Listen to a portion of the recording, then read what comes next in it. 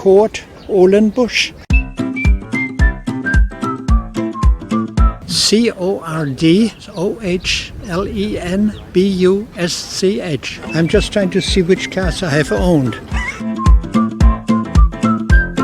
My first car was a 49 Ford, and then I had a Plymouth, and then I bought a Volkswagen, and then I bought a squareback Volkswagen, then I bought a rabbit Volkswagen, and then I bought, what do they call it, the minibus Volkswagen, and then I ended up with the Toyota, the white one, and now we have a red one.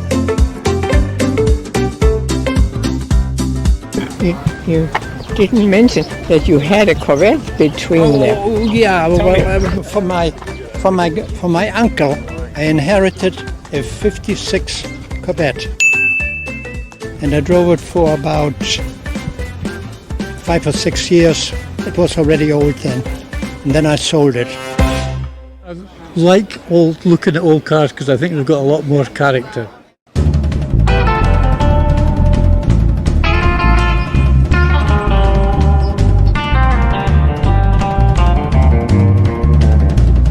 It's a 1965 Rambler American 440. Bought it from the original owner in 1989. But yeah, it's a great car. It's a 59 Ford. They made it 3 years, 57, 58, and 59. And it's called a retractable, hot top convertible. Grown-ups can go out to dinner in it. You can put your grandchildren in it and go out for a cruise for ice cream, right? But most of all, the engineering. It was so far ahead of its time. 1958 Impala, first year they made the Impala. Engine, 348, 3 deuces. It's got positive traction, power steering, power brakes. For that period of time was all new.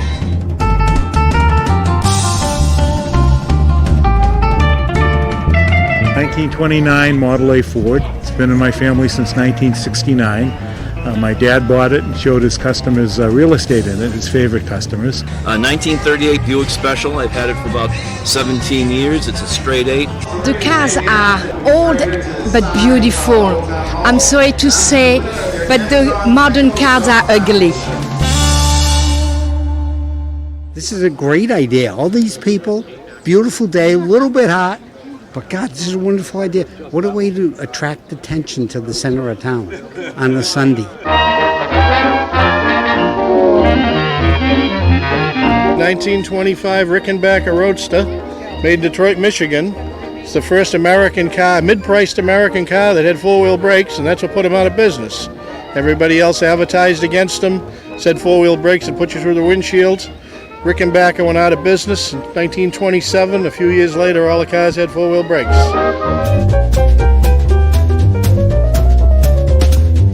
1930 Model A Ford. The old girl here, she's still a fighter.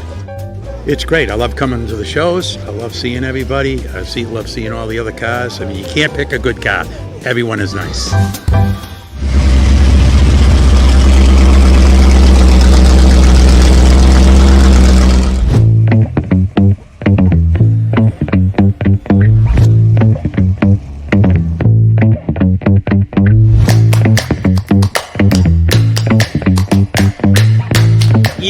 Evil. What's evil about it? I'm evil. That's what it says right in the magazine. It applies to me, not the car.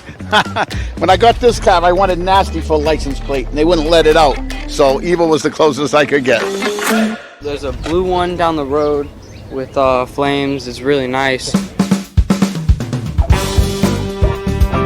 It's a 1941 Willys Coupe. It has a blown 350 Chevy, custom interior by Clinton Morton, and the paint job was done by Eric from Crazy Customs.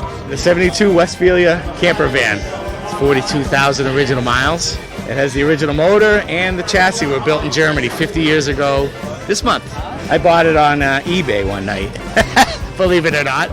We have an 87 Buick Grand National. I've had it for about 15 months. I bought it with 56 miles. It only has 400 miles on the button as we speak right now. 59 Rambler American that I found in Ipswich, Mass, actually in a warehouse. It was under 40 feet of cardboard boxes. When they cleaned the boxes out, they found the car. This particular car is a 1979 with 35,000 original miles on it. The car belongs to my wife, Jean Lombardo, from North Andover. I'm David Lombardo, just the guy that cleans it for her.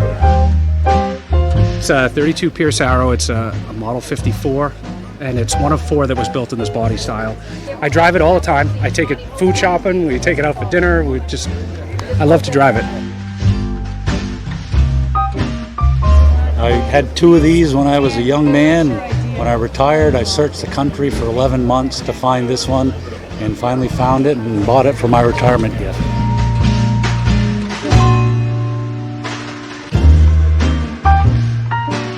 This car was owned by Don Hudson of the Green Bay Packers. It was a very rare muscle car that has factory air conditioning and power windows, and it's a 4-speed Hurst shifter.